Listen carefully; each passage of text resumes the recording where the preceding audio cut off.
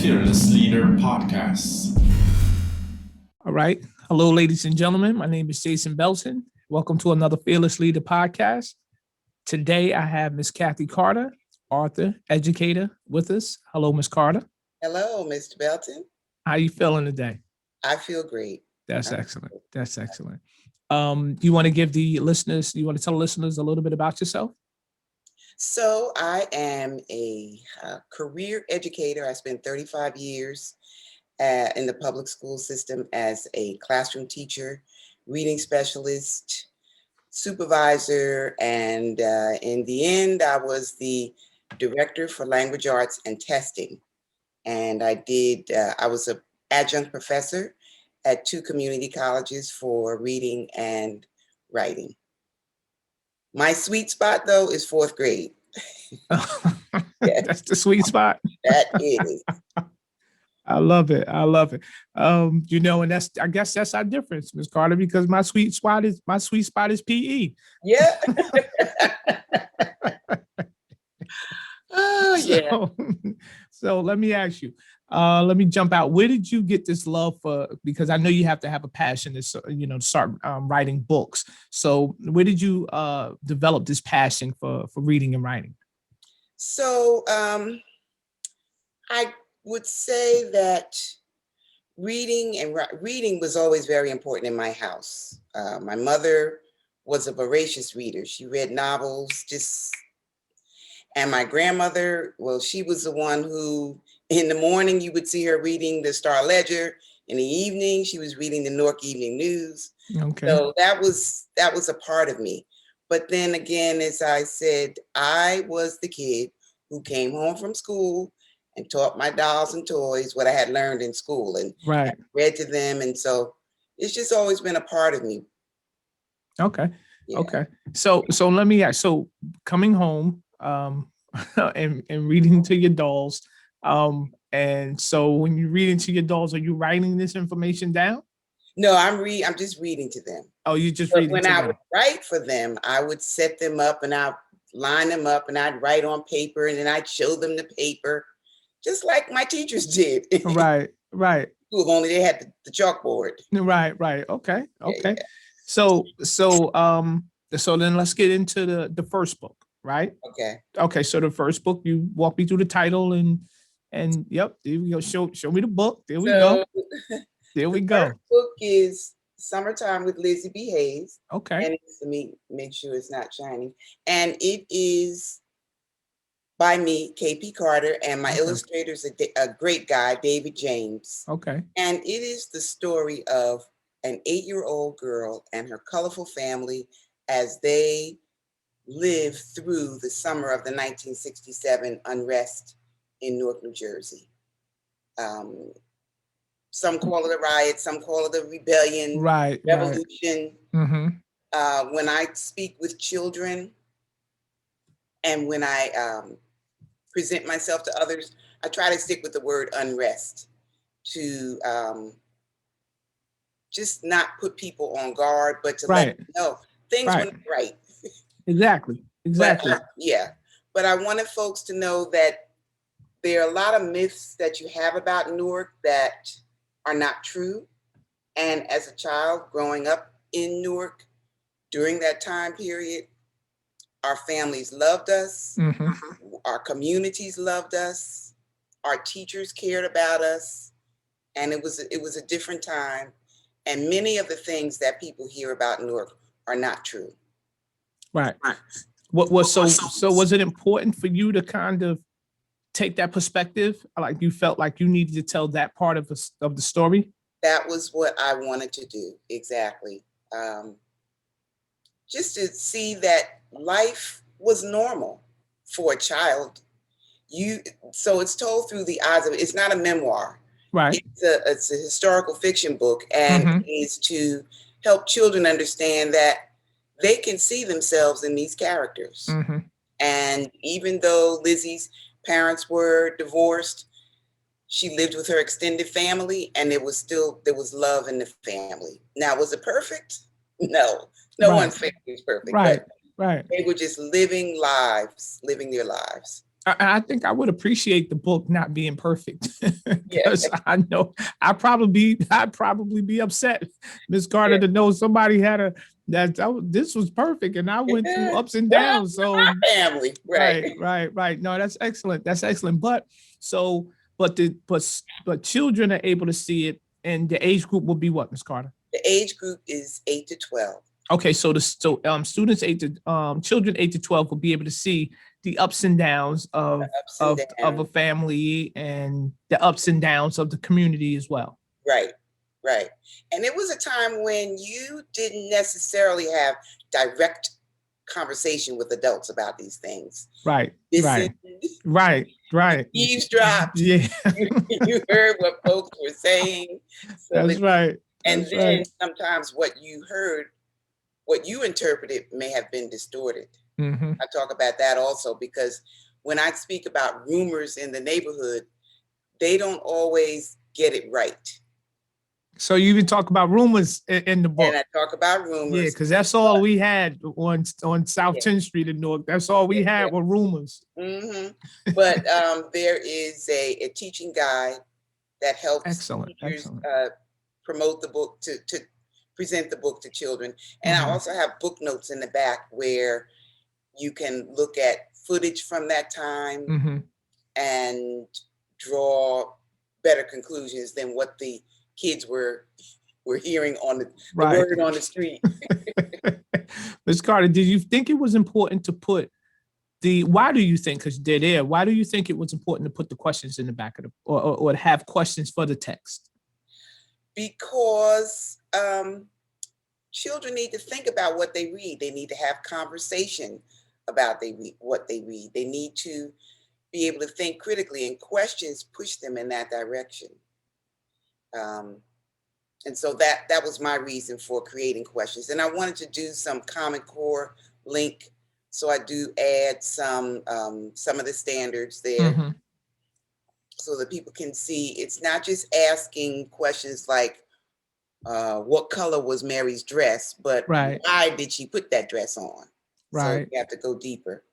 right. So, and even so, you even open up with it being a historical connection to it. Yes, And with the you gave me like three different. You said could have been uprising. It could have been yes, it could have been right. Could a right riot, a revolution, a revolution. Right, right. rebellion. Uh-huh. Yeah. Many people from uh, have different opinions about what it Mm-hmm. was. Mm-hmm. When I was coming up, it was a riot. People was like, they were just wilding in the streets, and it was just. Mm-hmm.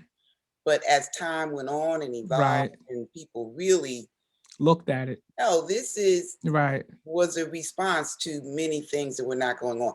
And it wasn't just happening in Newark. This was Mm-hmm. happening Right. over a couple of years in Mm-hmm. different urban settings around our country. When you first started to write, though, because this is good that it's coming from the perspective of a young child, right? You know, when I see the videos that are out, or if I see like movies that are out, you know, they're always taken from this perspective of an adult. Um, and so did you sit back, look at the historical piece, and then put it through that, decide I'm gonna put this through the eyes of a child? Well, when I first started, very first, maybe in 2012, I just wanted to share some of the things that I had experienced when I was growing up. Mm-hmm.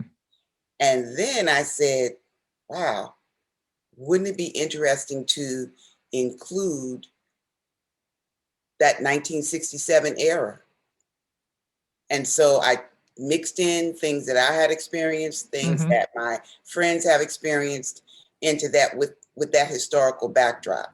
So I had to do, even though I'm older than the character in the Mm-hmm. story, and I had to do a lot of research, and Mm-hmm. so yeah. Was it, and so with the research and you being older than the character, so you lived it. Um, was it like where did it take you back? Right. I mean, because you know, when you're seeing things in the street and you're reliving Yeah, all of this stuff, like where did this book take you? it took me to when I one of the main things that always stuck with me was I lived on 20th Street at the time. Okay.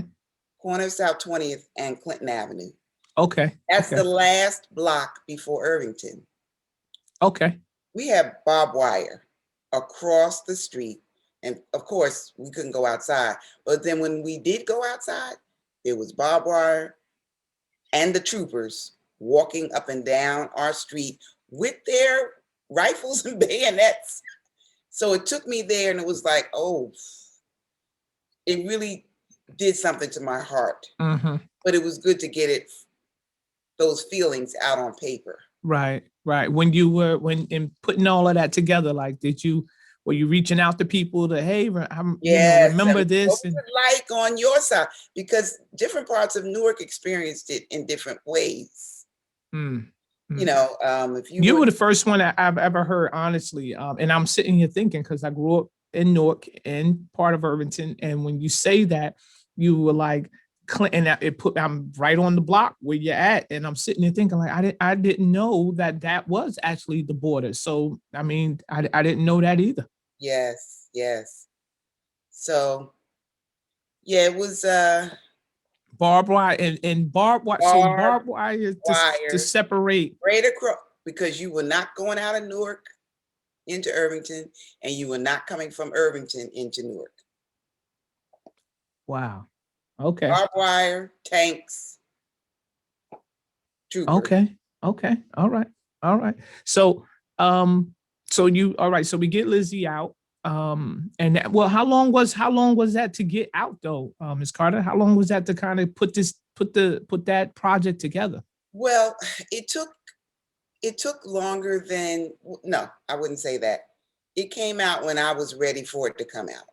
I like that. I started working on it many years ago, maybe in the mid to late 1990s. At that time, my sons were young, and I was heavy in the classroom, and I had these seed ideas to write the book, but I did not make the time to actually do it, because there are people with those same circumstances who write books. I just was not able to do it. But then in about I can't even remember now. A friend of mine, a very dear friend, passed away. And I said, well, either you're going to write this book or you just need to stop talking about it. Right. So I got rid of all the distractions. My sons were much older. They were, on their way in their lives, and didn't go out with the folks. I had to step back from my sorority and church obligations, shut the phone off, and get it done. I once I did that, it took me 2 years to get it. And so that is the sacrifice, like the not going out, the turning off the phone. There's some sort of sacrifice to sort of get yourself in a space in order to make that happen. That's for me, yes. Right. And that was one of the questions I wanted to ask you too about when as an author, like I know there's time you have to sort of sit down and kind of flush this thing out. And I was wanted to ask you about the sacrifice before you even brought it up. But even after the table was cleared with everything, still a process, still a 2-year process. Yes. Because you write the book, put it aside, and then you need an editor. You need a copy editor, you need a content editor, because you have to have people to go through who've never put eyes on it before, so they can look for not only grammatical errors, but just errors of content that don't match. Like, you said this already in chapter 3. Right. So the way you're saying it in chapter 6, it doesn't connect. So the rewrite, revision, edit, rewrite, it is the process. I'm laughing, Ms. Carter, because I can imagine somebody probably rewriting your work when you like, I do this for a living. Well, but they are paid to their skill. Right. So, they in the end, you write what you need to write, but you have to take direction, because that's what editors are for. Mm-hmm. And I chose to self-publish initially with my third book that's going to come out, I Okay. believe, in 2022. I'm Okay. looking to get an agent and have it traditionally published, just to see what that experience is like. Right, right. When you and so at the time of the book with Lizzie, the first book, how does what does the community in the schools fit like? What's the conversations in the house?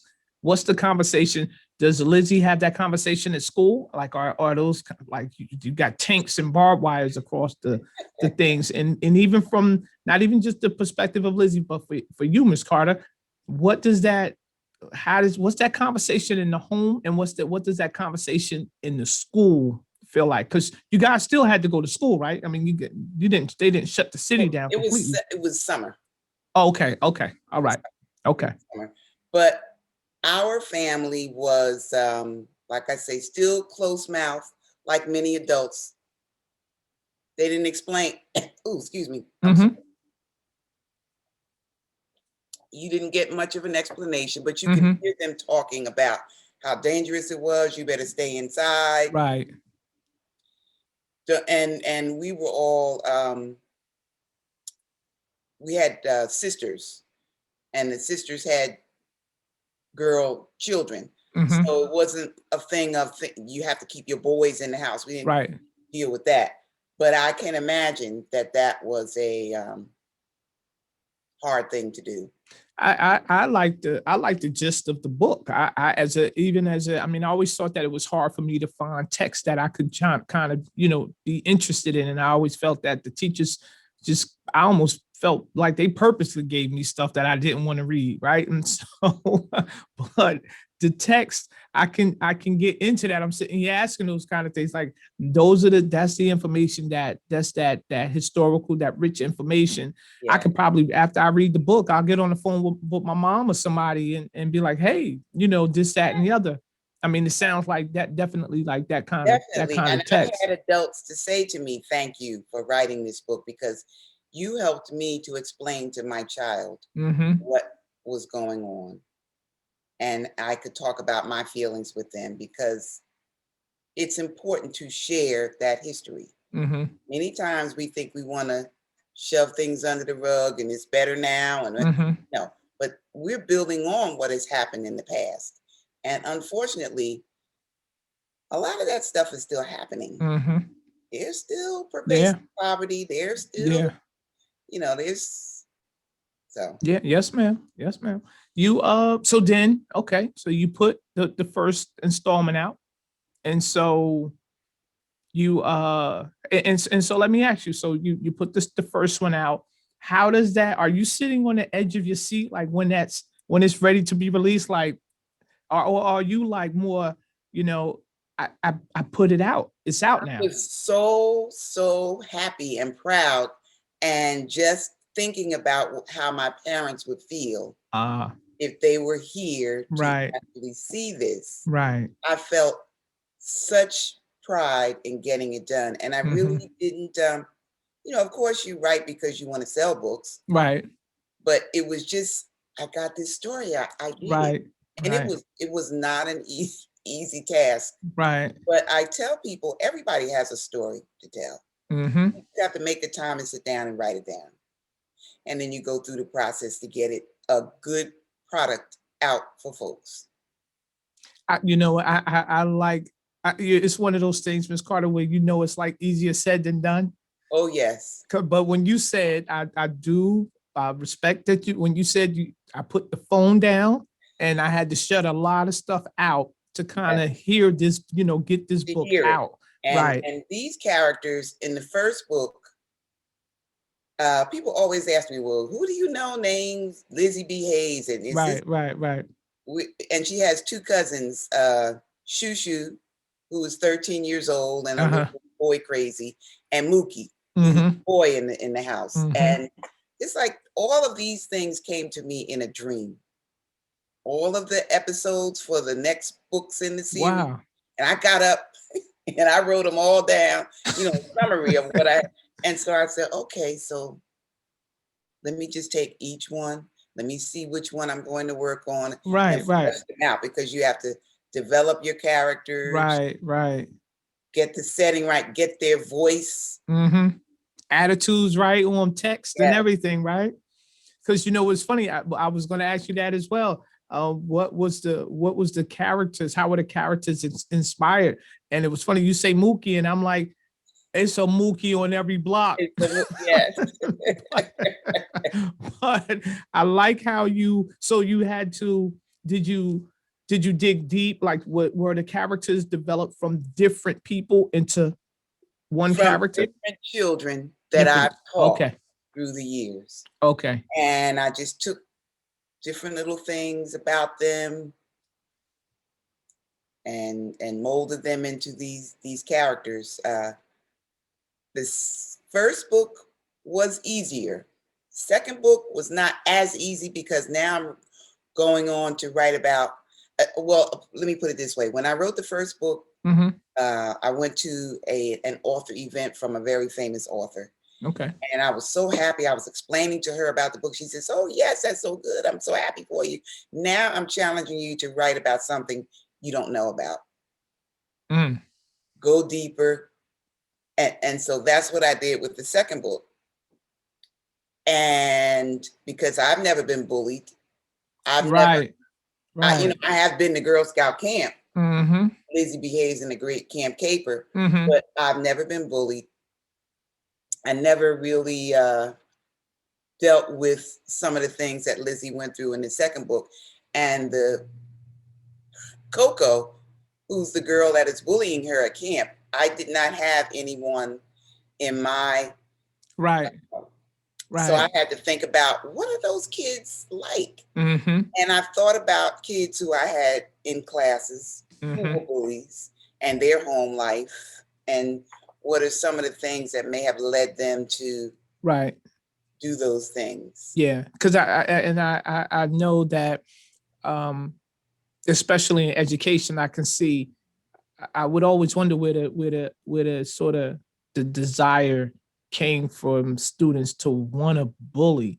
Yeah, But then when you sort of got down and you got into the layers of it, you saw things where certain things were happening in their homes, or they were bullied, and and someone didn't, if no one intervened, and then that became their system.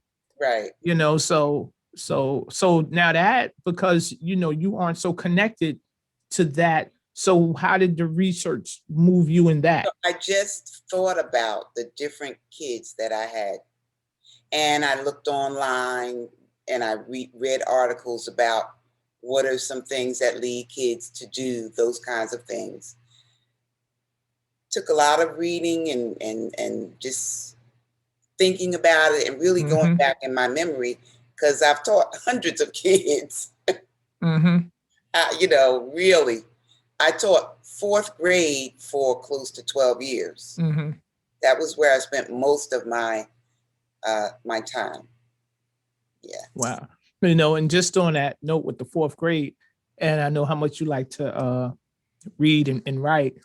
I had read an article. I think I was going over to something, the Matthew effect or something, and it said about the third grade, and it said how the third grade is that where they could almost predict how successful a student will be, later on down the line. So it was funny, well, not funny, but peculiar, that you were in the fourth grade. So you would see those sort of, Yeah. you can sort of see where certain students had gaps at Yeah. that time, right? So because I'm sure you've heard that, from K to 3, we're teaching the kids how Mm-hmm. to read, and then how to, I'm trying to think of the exact way to say it, teaching Mm-hmm. them to read. And then as after that, It's reading to learn or learn, something like that. Yeah, yeah. to learn. Uh-huh. So if they've had a negative experience in that K3 area,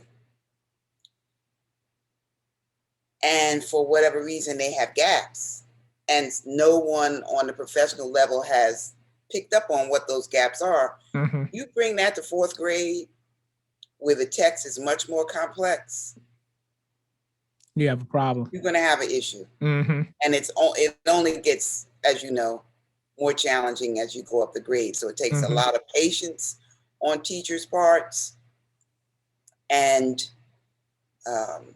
you have to care. Mhm. That's the one thing. Mhm. That was the really challenging thing about being a supervisor and director. You can do a lot of things with your staff, but you cannot make a person care. That is so true. That is so true. So you want to talk to me or talk to the listeners as well a little bit about more about the second book. Now, Yes. so it takes place at camp. Yes. Okay. Lizzie behaves in the Great Camp Caper. So I mean, what? So So you and these summer themes, huh, Miss Carter? these were all summer ideas that I got. Okay. Okay. All right. I'm just saying, I'm a January baby. That's the only reason I'm Well, like, oh. the third book happens to be not a summer event though, because I found that when I went around and talked with lots of children, they said, well, what happens when she goes back to school? Right. Right. What Right. happened to her? So I Right. said, well, let me just take a little detour. And the third book is she's in junior high school. Oh, okay, Yeah, okay. yeah, Oh yeah. my good. So that research is crazy, but So I mean, that, yeah. yeah. And then it's, it's still in the backdrop of Newark in 1970 now. Oh, okay, okay. So, that turn of decade. But anyway, Right. the second book, she's off at camp Mm-hmm. and she's still trying to get her mind straight that her parents are not going to get back together, even though they're loving. She spends time with her father. He's not Mm-hmm. an absent dad or anything like that. I think all kids want their parents to be together. Mm-hmm. You just have that idea of what a nuclear family should be, but they make sure that she gets what she needs, and she's off to Girl Scout camp. Well, that's part of why she didn't want to go, because she wanted to still keep doing her little plotting to try to Mm-hmm. get her back. But at camp, she meets this girl who she calls the sour lemon sucking face girl. And she met her on the bus before they got to go, before they took off. Man, she was mean. But it shows how they end up being in the same cabin, the things that happen between the two of them. There are two other cabin mates who are Caucasian, how that interaction Wow. goes. And Because that Girl mix, Scouts yeah. are not, back then, Girl Scouts, you were not in an all Black camp. Oh, okay, okay. So that getting around that. And Lizzie and Coco get lost on an overnight hike. And Mm. things really get deep then, because Lizzie gets to find out, well, what's really making Right, Coco tick? right. And the kids always say, well, I know they're going to be just friends when it's all over. And I'm like, no, it's not. People don't always just say, okay, Mm-hmm. honky dory. You Right, get a different right. perspective about them. Mm-hmm.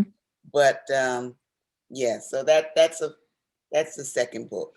I like the dynamics of it all. Like I like the idea, even if they don't, people don't. Like you said, some people it's hard to mesh. But I like the concept with the family, mom and dad might not be together. Um, I think that's just a good jump or springboard for some good conversation with any kid, right? Like, listen, it's not always a pretty picture, and No. but you're still a parent, and Yeah. and those are and that's real good conversation to have. And then Mhm. why don't this person like me? Right. I mean, Yes. I don't know what I'm doing, mom or dad, to have this person not like me. Exactly. And and so I think that's great conversation, especially at like that middle schoolish age, because it gets worse It gets, as they as they get high school, and yes, you've seen the news for college, so it's just ridiculous. Mhm. So but now you dealing with that, you had to, like, how did you get, where were you pulling this information from, Ms. Carter? So I thought back to my junior high school days. But now I asked, you never dealt with that situation though, right? no, but people around me. Okay. And Okay.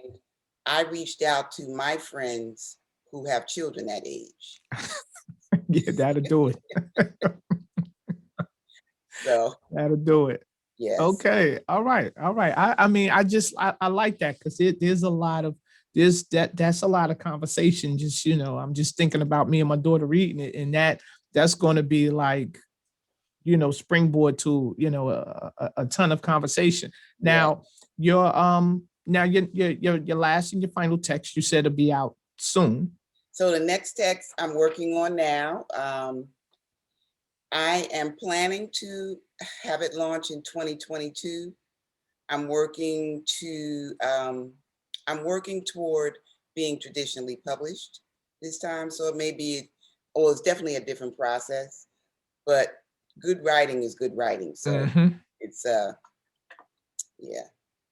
How do you when you speak to people, Ms. Carter, about the book, is there do conversations start off with students, or do they ever evolve to um our students today?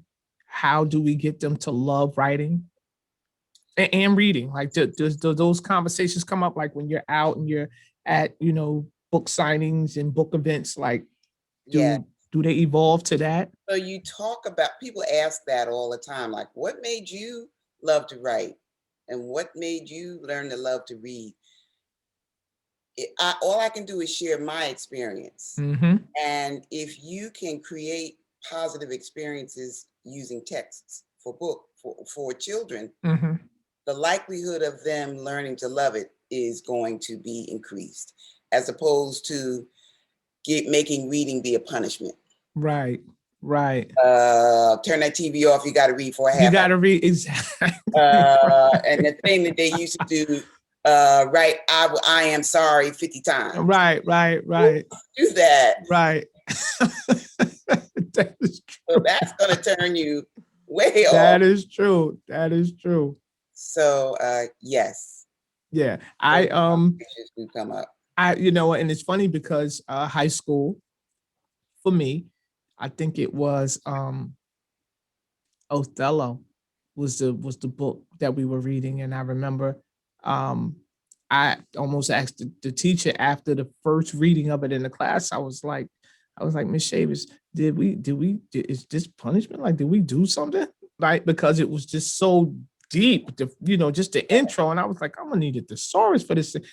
But she was like, no, Jason, I just need to make sure you're prepared when you graduate, things like that. So she was one of the first people to kind of like break that down for me. Break And I that was down like, for you. because I felt like you just set me up. Like, what did Yeah. was I making too much noise in the back? I didn't know, Miss Carter, but like you're saying, when we first to have the conversation with the kid, because I have been home with my grandmother, who would say, turn the TV off Yes. and go right. And now I didn't never really, I mean, it could have been punishment, but I'm sure I got better at it because there's so much stuff, Yes. so many times I had to turn the TV off with. Mm-hmm. But I like what you're saying. Not always, it shouldn't be as But a it's punishment. right. Definitely not make it a punishment. Right, like, right. yes. Mm-hmm. Yeah, yeah, I That's a agree turn with off. that. Yeah, yeah. When you're out, do you see that? Are there like a lot of young writers coming up? Like, do you see like? Oh, yes. I mean, I have been to since the pandemic, there are so many virtual events Mhm. happening. I have encountered so many children like 10, 11, writing Wow. books, writing. Mhm. I'm like, you folks are really, but then that's a parent who's behind them, Right, supporting right. them, Mhm. helping them to tell their little story. Right, right, right. But Miss Carter, was it something for you to did the story had to be steeped in like a blackness for you? Like, did it, I mean, and I know that's the walk you walk, but Yes. did it, you felt like it had to I be? wanted to tell the story of a Black girl encountering normal things that kids encounter. And I've had many children of different races to say to me that they love the book because it's just a kid's story. It's a kid's story. Right. And I remember I'll never forget this. I did an author event at a bookstore in Bergen County, and the entire audience was Caucasian. Those people, after I finished, they were coming up to me in tears because it took them back to their childhood.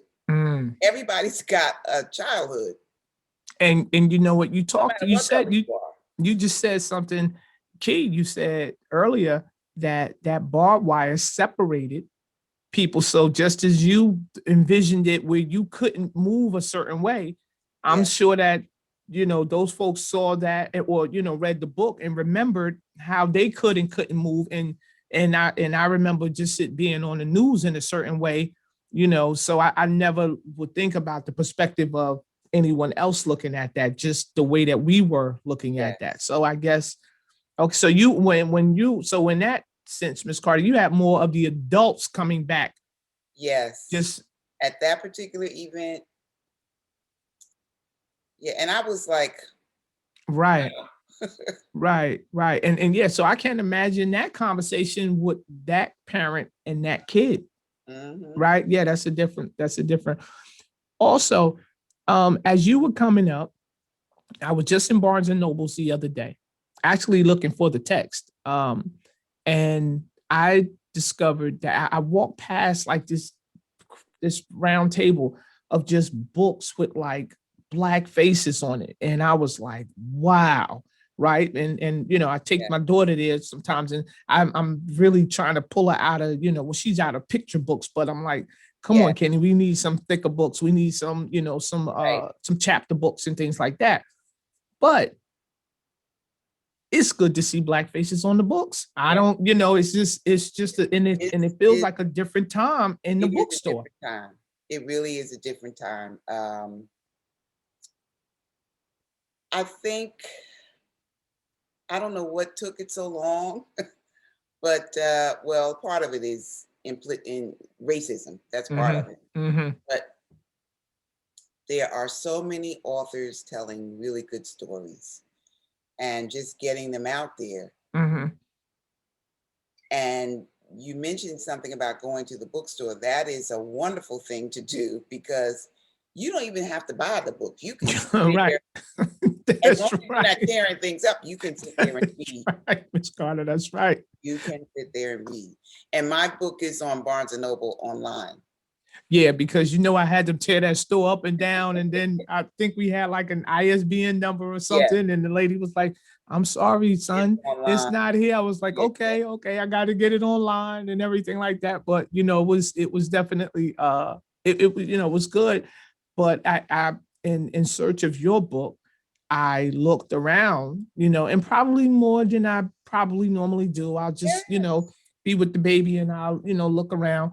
And so just more of looking for your text, I realized I was like, we are, and that's why I was asking, because I was like, we are right. I mean, like you said, I saw the books about the hair and I saw the books about the skin tones and plus, us, you know, it's Black History Month, so right, exactly. And but I hope that that's it, you know, that's a normalcy, you know, to some degree. And I hope that we are, you know, but you said that the young ones are writing now, and that you know, that makes me feel good. Yes. Yeah. They're writing alphabet books. They're writing books about wanting candy and not being able to have candy all the time. Right. You know, just kid stuff. Right, but they're putting their kid stuff and they're putting their thoughts on paper. They're putting their thoughts on paper. Definitely.